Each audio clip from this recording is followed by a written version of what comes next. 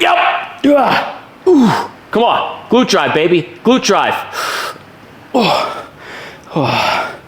2 more. This is the type of stuff that's going to get those things in growth mode. Hey, what's up? How's it going? This is Winter Bulk Vlog, day 39. Different background, right? Clearly, I'm in the house today.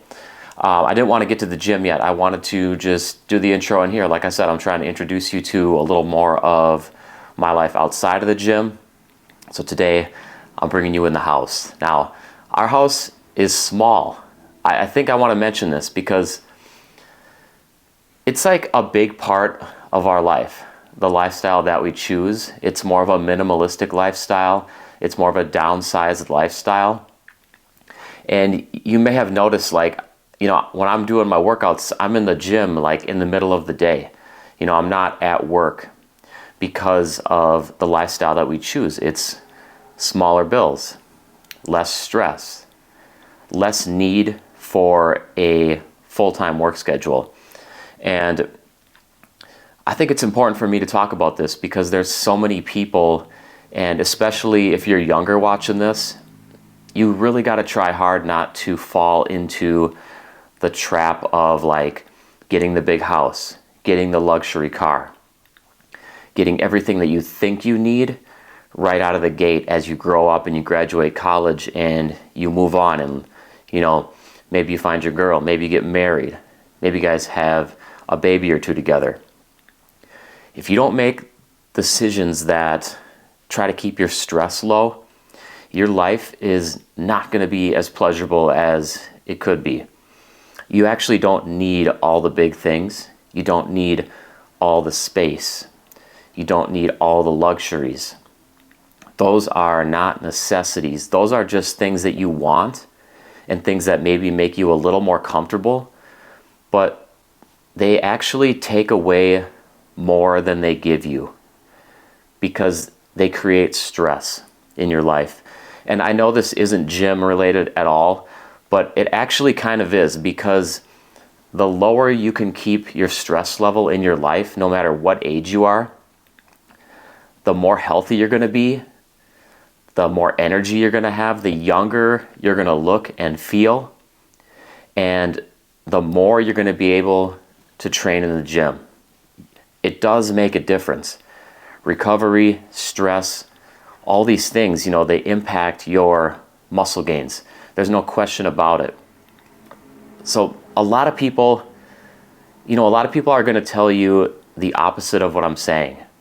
That they're going to say that live big, you know, you only live once, go big, get the best of the best, you deserve it.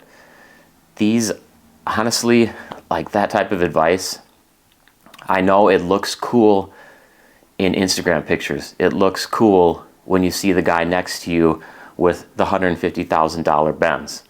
It looks awesome when you see somebody with a McMansion and you know inside it's full of luxury and just things that you might not have. But 99% of those people, you know, behind those luxuries, behind those big extravagant material possessions, is a life that is full of stress. They might not be able to save and invest for their future. They might have those huge bills that all their money has to go to, and they've essentially just enslaved themselves into working to pay for those things. Those things are not bought and paid for 99% of the time. There's financial stats in this country, and they are the way they are for good reason. When you see the average person and all the big toys they have, the bank owns those toys. Those people do not own those toys. So it's just a choice that you have to make. And I had to bring this up. Our house is just a little bit under 1,000 square feet. I can vacuum the entire main floor without unplugging the vacuum cord and putting it in a different outlet. I can just plug it in the center outlet and just reach around to all the different rooms and vacuum all of them. It's not a big house. We had a bigger house in the past. We chose to cut our living space in half. We used to have 3 cars. We are now a single car family. We've been a single car family for, gosh, 7 or 8 years now. Crazy, right? My wife and I, we both work in town. We both work from home. It's a combination of both those things. So I give her a ride to work. Like I just did that. I just gave her a ride to work half an hour ago. Now I'm coming home and I'm hitting this vlog. And then I'm going to hit my workout, GST deadlift day. It's coming up quick. It's possible. Maybe you can't do the single car thing. If you guys are both commuting, you can't do that. But you can downsize, and you can just live with the mentality that you need less. You can hold off on some of those luxuries that you think you have to have because everybody else seems to have. And you can just live a more free mindset. It's nearly a debt-free mindset, and a feeling of debt freedom. It's kind of in between because you have debt, but it's not major debt. And the debt that you have is debt that you can easily afford with room to spare. And then you have spending money, investment money, and you will actually watch your net worth grow over time and not be stagnant. And whether or not you want to believe me, this lifestyle is incredible. And it's not the norm. You're not going to hear about it from most people, but it doesn't matter. It's an incredible lifestyle. If you take something away from this, just consider it. Think about it. Try to remember it when a decision comes up in your life where it's a big decision and you can either follow the path that everybody else is and you just know that it's going to just lock you in to massive debt for decades, or you can just take a little bit smaller, downsized mindset, decision-making process, and know that your life is just going to be that much better for those decades to come. You're forfeiting a little luxury, a little space, a little comfort, but you're still going to have space, smaller luxuries, and comfort. And you're going to feel better all around. Okay, rant over, but I just had to let you in because you're not going to hear it from a lot of people. And I want you to hear it from me. And I want you to just have it in the back of your head. Okay, so the minimalistic downsized mindset talk is over. Now in the gym, I'm going to try to do it big. You know, I don't want to be minimalized. I don't want to be downsized. I want to be the opposite. So today is GST deadlift day. I'm going to be hitting up deadlifts, just blowing up the posterior chain, good mornings, leg curls. I'm going to throw in some lunges for that twice weekly quad frequency. And then of course, hitting the upper posterior chain, traps, upper back area. That's also important. And then calves and abs as well. Other than that, I think I'm ready to train. I got my pre-workout kicked in, and time to get back out to the gym. And I will see you on the deadlift platform.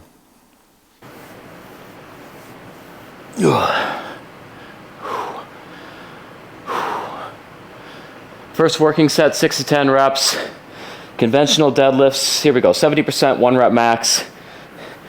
Don't think about it too much. Get your stance, rely on your mental cues that you know you love and that you know that they work for you, and get to work here.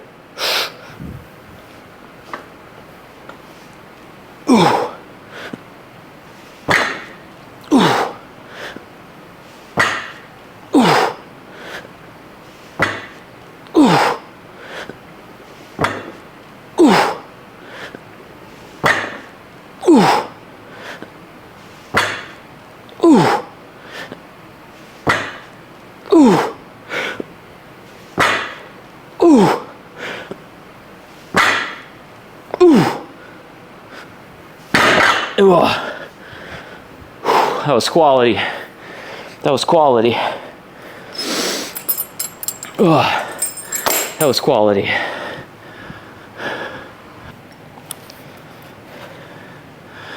I mean, you saw that last set. That set was spot on, so I have no qualms about this next set. I'll be hitting this 10 reps. I'm pretty much gonna put that in writing right now. 10 reps, I should already put it in the journal, but 10 reps, conventional deadlifts. Let's keep it moving here.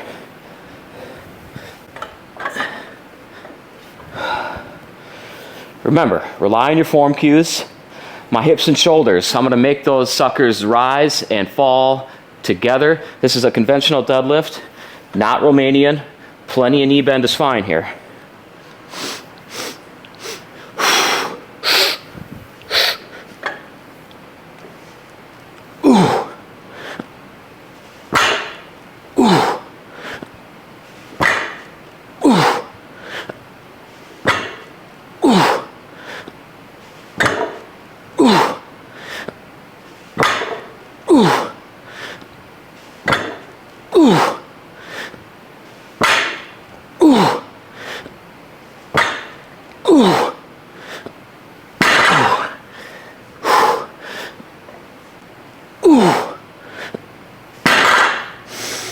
Okay, I could tell that was gonna happen by about rep number 5. I lost grip there, I forgot to chalk. And my grip on the handles was a little bit off, but it was all right. I still locked it in, re-gripped, hit number 10 with top quality form. That's 2 in the bank. I'm looking forward to seeing where this AMRAP is going. I feel 12. I just don't know if I'm feeling more. We're gonna find out.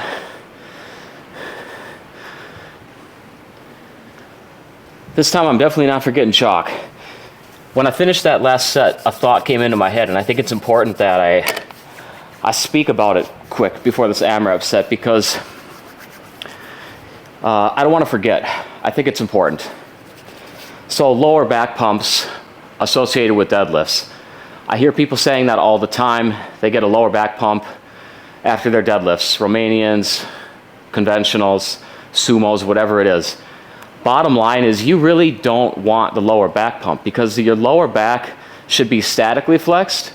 It shouldn't be actually stretching out and then contracting. It shouldn't actually be lifting the weight. It's only holding your torso in that same arched or tabletop flat position.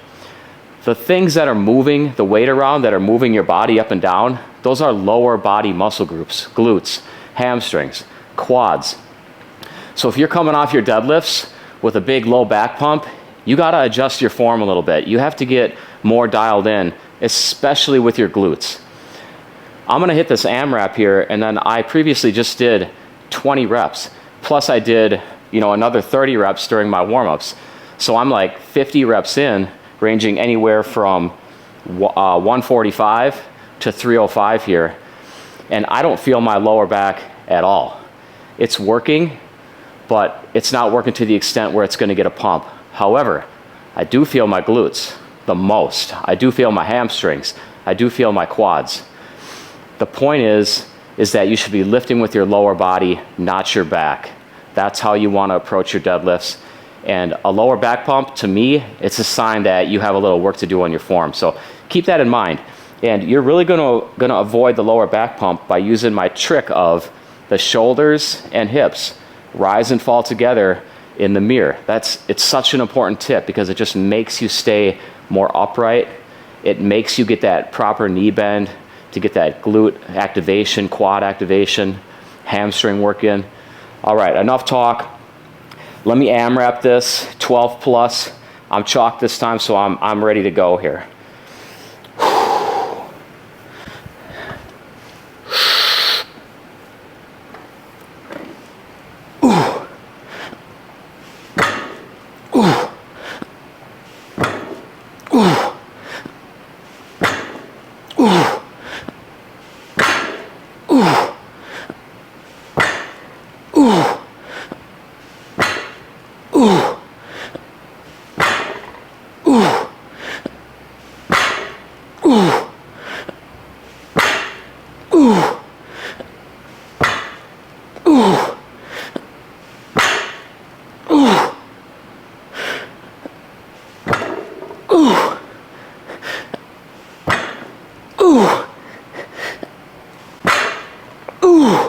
Come on. Yep.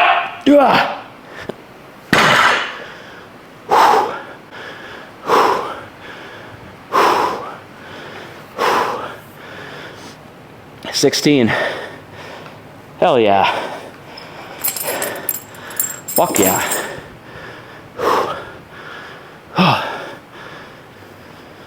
Okay, this is pretty funny. You know, yesterday during the training chat, I was talking about the anticipation, the slight intimidation, some anxiety of seeing your 5-rep weights show up in your journal and you're like, oh shit, I gotta do that now. I haven't done that in a little while.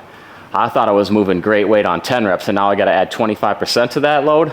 Okay, so that just hit me with good mornings. You know, I peaked at my last medium rep week at 215 by 10 and it was feeling great. So it's accurate. That's accuracy right there. And now I'm looking at the numbers for today because I forgot. It's a 5-rep sup day today. So I gotta add 25% to that. And that comes out to 265. I'm scared. I really am. And I don't even know if I'm gonna touch that today because I just haven't done that on good mornings in a while. And good mornings are that kind of lift. Super technical, high stress on the posterior chain, but they are amazing for glute growth and as an accessory to deadlifting. Those are gonna make your deadlift stronger. I'm seeing that week after week. So I'm gonna do the best I can. Do I have a little bit of fear? Check. Do I have anticipation? Check. Do I have a little bit of anxiety? Check. But I'm gonna do my best. I'm gonna start probably like, you know, 240 and we're gonna go set by set together here. So let's get on this. Let's get on these good mornings. All right, nothing like hitting a multi-year PR to some Down with the Sickness. Good old Disturb just pop on. Man, I've been listening to this band for like 20 years lifting.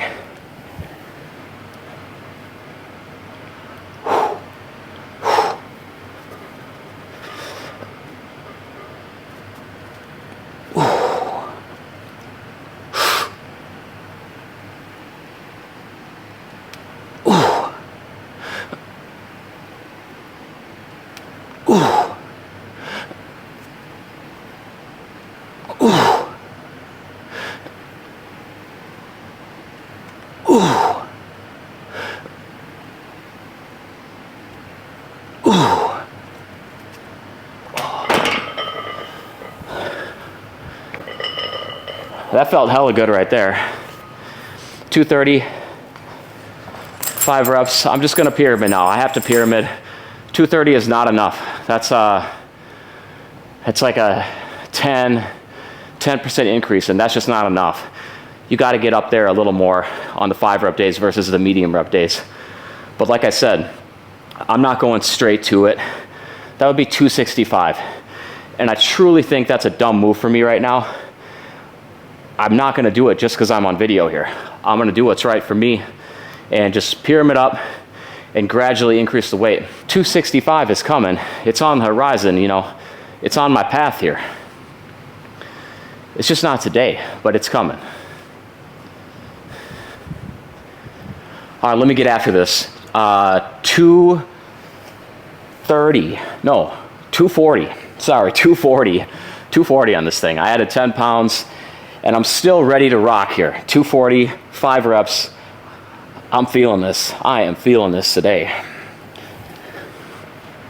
Got a little saliva click, click, boom on now. Good old day music. It's good music to just let the animal out.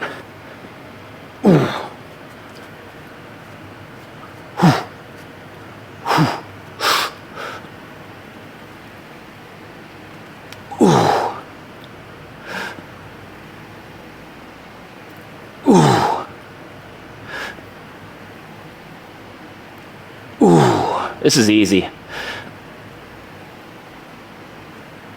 Come on.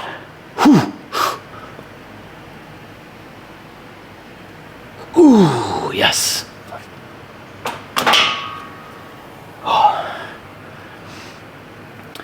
That was kind of easy. I wasn't just messing around. It wasn't bad. You know, easy, it's relative. Of course, that was like high effort, you know, probably like a 8 or 9 RPE, but when the weights come up smooth and clean and you don't feel any form compromise, that's what I call easy. It's like Coleman lifting 200-pound dumbbells and calling it lightweight. You know it was heavy for him. You know it wasn't easy, but he did it. He felt good about it. So we called it that light-ass weight. I'm ready. Final set. Good mornings have been going great today. I've been killing it. I'm not adding 25% because I want to keep myself safe, playing it smart. But, you know, I finished around like 200 for my peak weight last time at medium reps. Peak set was truly 215. It was just one set though. Right here I got on the bar, I've got 245. All right, let's say I finished at 210 on average. I'm adding like 35 pounds to that. It's about a 15% jump, and I'm totally happy with that. I'm gonna leave the other 10% on the table. I'm gonna put the rest on the bar, and I'm gonna get my good reps. I'm gonna walk out of here feeling strong, feeling accomplished. It's much more weight than I've done in any recent times, even recent years. So this is phenomenal. The bulk calories are doing their job. I'm getting the work in. And I'm gonna give you 2 tips quick, because I still feel like talking. So 2 tips. I want you to always use the low bar position when you do good mornings. Always, no question. I want you to always allow for some knee bend as well. Always, no question. You do those things, you're gonna be safer, you're gonna be stronger. You are still gonna get the glute activation, the hamstring activation that you're after. And yeah, use those tips or lose those tips. That's all I can say right here. Now I gotta get in here and get these 5 reps banged out.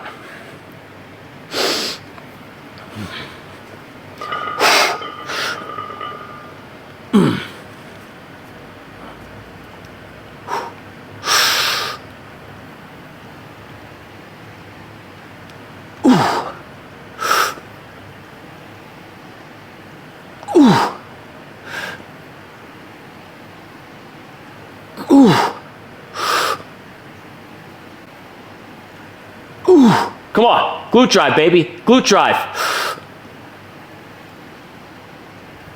Ooh. Okay, I overcame that anticipation, that anxiety, that little fear and intimidation factor. Those are the things that a true 5 rep supplement lift day brings.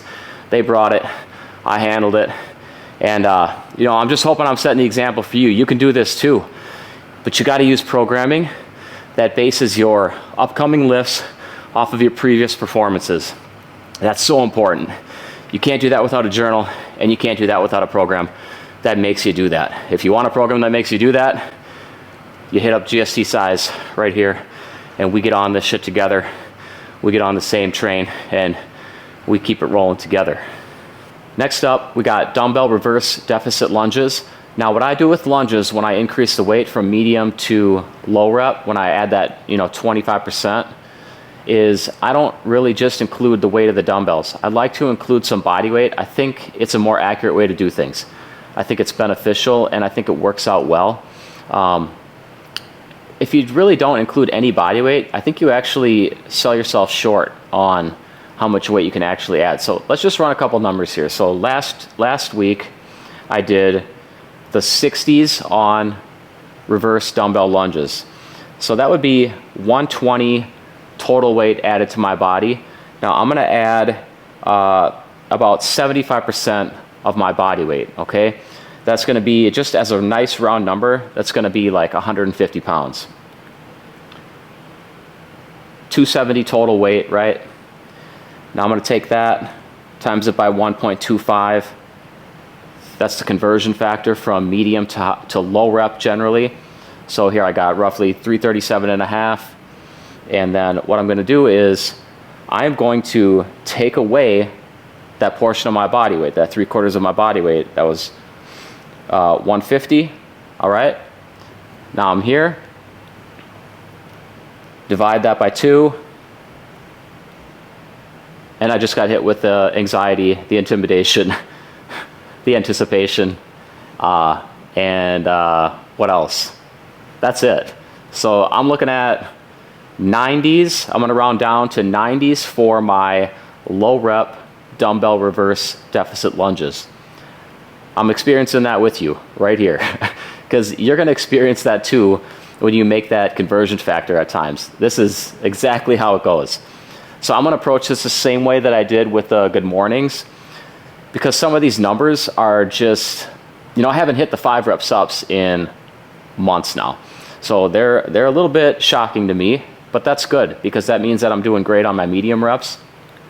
So let me kick things off with the 85s and I'll probably pyramid from there. Okay, so dumbbell, deficit reverse lunges coming at you next. Can't waste any time with these, got to get right to it.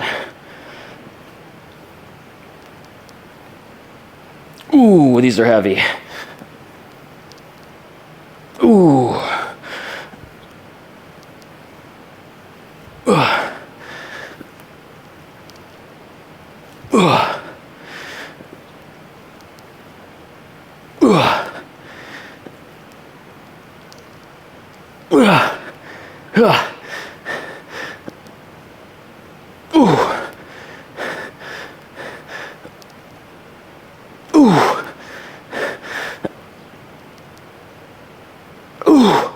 One more.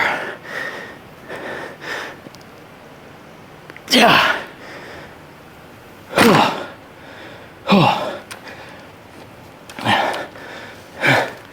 Let me out. I had to use straps there. The reason is because I didn't want to be thinking about anything else besides the form, the legs, the step back, the plant, the brace, the drive. So I don't want to be thinking about my grip. And these power block handles, they could be a little bit slippery at times. So I just took that out of the equation and I was able to focus on legs alone. That shit was tough. We're gonna see if the second set effect kicks in. Whew.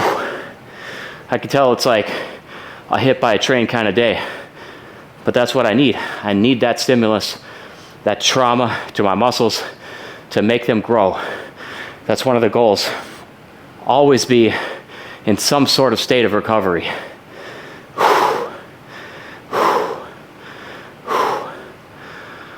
That's the sum of it. Always be in some state of recovery. Set 2 coming up here. These straps are extra long and they really suck to put on these power blocks, but it's worth it. Like I said, I don't want to be thinking about my grip. I don't want to be doing that. I want to be focused on legs, especially with heavy dumbbell lunges. Dumbbell lunges in their own right are more challenging than barbell. Then you add in the heavy, near maximal weight, and yeah, it's time to strap up.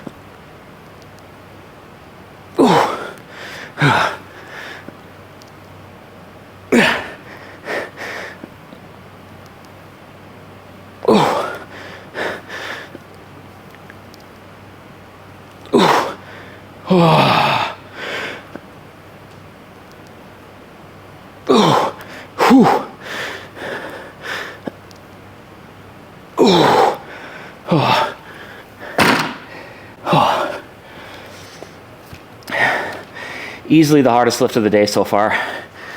It's the lightest, but it's easily the hardest. Oh, when you factor in it's like single leg work. I got the 80s going, 160 extra pounds just hanging there. Whew. Even though that was so challenging, it really was easier than the first set though. Even just picking them up felt lighter. They just felt lighter overall. I definitely moved better. But yeah, this is like, this is big work right here. And that's how it's supposed to be on these days though. It's how it should be. You gotta get angry and you just gotta do the work. Oh man. 2 down, 1 to go. I'm already thinking about what I'm gonna eat after this. My body is just, I actually have like I have the hunger feeling in my stomach. My body's just dying for nutrients right now. I'm thinking about going to the grocery store and getting like this monster sub they have. It's like $8. It could feed like a family of 4 for one meal. I'm thinking about getting that and even adding some stuff to it. I gave myself a really nice productive rest period there. It's probably like a 7-minute rest period, and what I did was I ran through my shrug warm-ups. So when I say productive, it means I wasn't just sitting around, I was doing something else, but throughout all those shrug warm-ups, my legs were getting rest the whole time.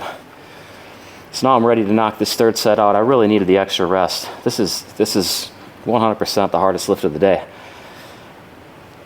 And I don't want to do this set, but I'm still doing it.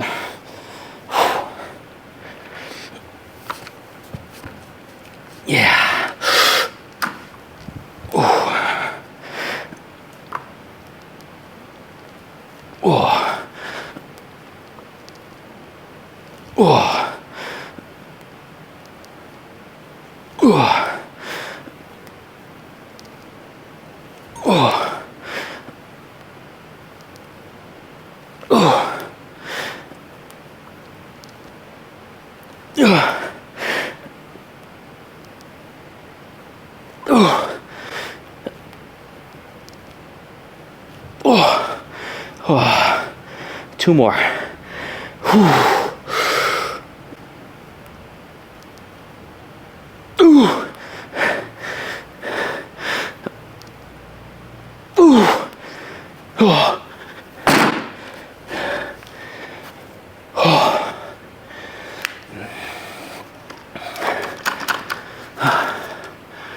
Yeah, definitely the hardest lift of the day. I can't even try to make it seem like that's easy or light. That is heavy ass weight for me right now. Whew. My legs were, I could just feel like that intense work, you know, not the burn, not like you're driving through pain. It was just, you know, intense work on the muscle groups. Those fast twitch fibers just doing their thing. Short, explosive set with heavy weight. That's where those fast twitch fibers shine. And those are the big ones. Those are the ones you want to grow. Not those tiny slow twitches. It's good to get those a little bit bigger as well, but the fast twitch is where it's at. This is the type of stuff that's going to get those things in growth mode.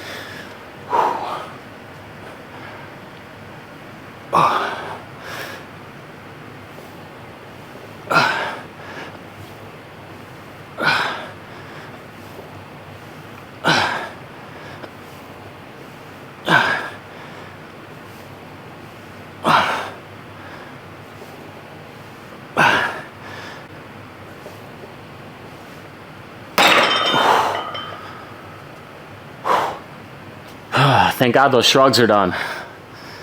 Shrugs are not done, actually. My brain is a mess right now. Training brain, training fog, you know it's real. Thank God those lunges are done. All right, time to hit shrugs. I'm ready to go. Back into it, heavy work. Let's get this just 5 steady reps. And all I'm thinking about is saying, I don't know, as hard as I can. That's all I think about when I do shrugs. Shoulders to ears.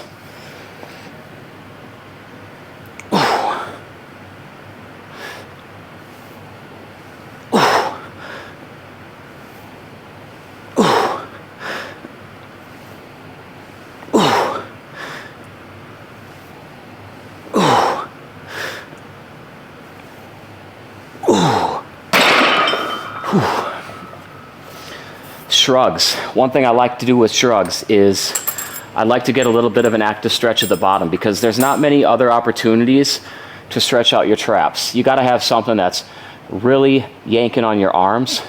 Of course, doing barbell shrugs is gonna be that opportunity. It's perfect. So I don't like to sit there for a long time and just expend energy. But what I do like to do is I like to get that full range of motion at the bottom, let the weight pull down, feel that trap stretch, and then contract against it.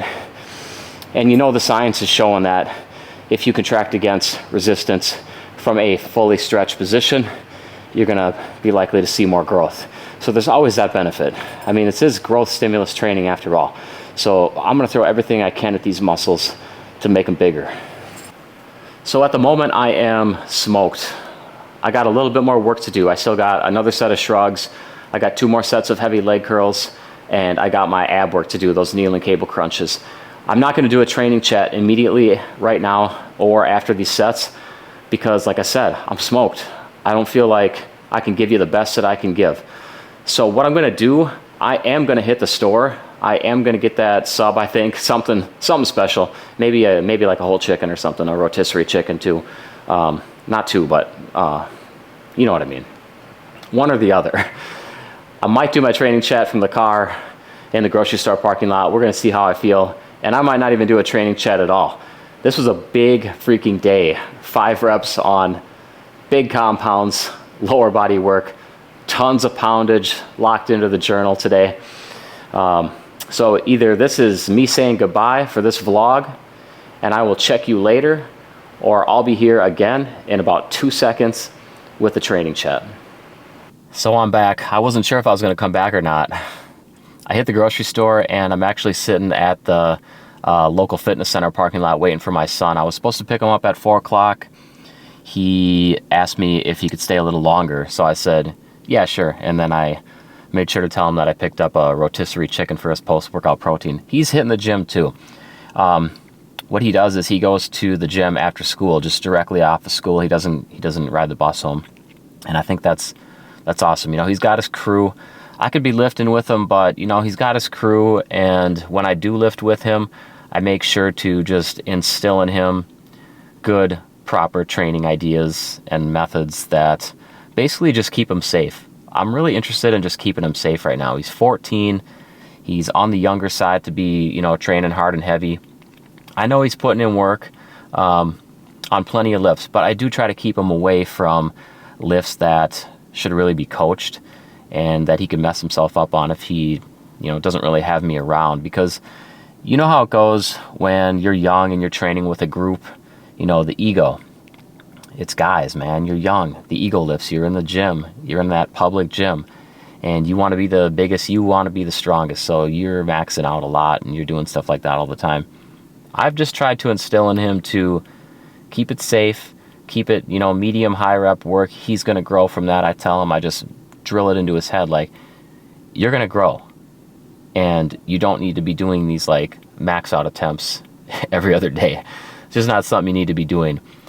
And I don't know how well he's listening to me. You know, I'm not there to see. I'm putting faith in him. He's not getting hurt. He is growing. He's gaining weight. He's actually pretty muscular. I'm going to throw a pickup of him right now. This was when he was 13, so he's doing great. I just want him to be safe and listen to his dad. So, you know, Jameson, if you are watching this right now, there's a chance you are, a good chance. Listen to me. I'm guiding you in the right direction, and trust me, I've been doing this for a long, long time. So whatever your friends say, whatever, you know, other people tell you, I've got good advice. Do not listen to them over me. All right, bud? So today's training chat, what am I going to talk about? You know, I think I want to talk about just the hard-hitting nature of low-rep supplement lift work. It's a perfect day for it. You saw my, you know, real-time reactions today, realizing that, oh shit, like I've got to add 25% to these medium rep numbers that were already messing with me a little bit and pushing me. I know the process, like I've been doing the process for a long time, but GST SIZE Phase 1 is locked in at medium rep work. So it took me out of the low rep supplement and high rep supplement game for a couple months. That's phase one, you know, the first 8-9 weeks. But the beauty of the program, phase two, you get to experience the benefits of all three main rep ranges of the initial foundational GST program, which is low, medium, and high rep supplement lifts. It's a beautiful thing. But the low rep work, man, that hits hard because you're finishing up your core lift, your primary lift of each day. You just knocked out 2 quality working sets and then followed those up with an AMRAP set to failure or damn near failure. And that's always a compound lift. So you're tired, you know, you're hit hard right there. And then you realize, oh, okay, depending on my exercise selections, depending on what's safe for low rep work, I might have 4 or 5 more exercises in the low rep near maximal weight load range. And so you could see if you're on the ball and you're truly pushing yourself, these are big days. To me, these are the hardest hitting training days. They just leave you with that feeling that you put in work, your body is just dying for nutrients, it needs fuel, food, and all those macro and micronutrients to just get its recovery process started ASAP. That's why I hit the grocery store today and I bought those 2 chickens. I'm going to have one and my son's going to have one. And that's how it's going to go. You know, we're going to get our post-workout protein on a chicken a piece. But 5 rep work, low rep work, it's tough, it's intense. When you approach a low rep set like that and you know it's going to be challenging, it's this opportunity to hold your form under pressure. And it's this opportunity to do that just with laser-like focus, you know, because you only have 5 reps per set to do. And that means you have just this low amount of opportunities to show yourself that you can do it right, you can handle yourself under pressure, and you know how to execute these exercises, whether it's with light or heavy-ass weight. Now, another aspect of this low rep training and why it's important to be so focused and dialed in for these, you know, 5 important reps is you want to max out the benefit to those 5 reps, right? You want to max out the benefit of each set. So you really can't be sitting there, you know, messing around, just not really thinking about your form, not really thinking about the bar that's on your back. You should be in the mindset that I only have 5 chances here. 5 chances to give myself the stimulus to grow and change. So each rep becomes this important mini event. And those mini events, you know, they come together and they culminate into one full set. And you're going to do that a few times, you know, 3 to 4 times per exercise. So you can see why each rep of each of these low rep sets is so important. And I'm just trying to tell you this right now because I want you to go into the gym and do these low rep sets when the time comes, and I want you to know exactly what to think about. And you need to think about this stuff. Otherwise, you're not going to max out the benefits of your efforts. And that's, you know, that'd be a shame. Like, that would be a bummer to me. It's not just going through the motions. You have responsibilities to max out those benefits, and this is exactly how you do it.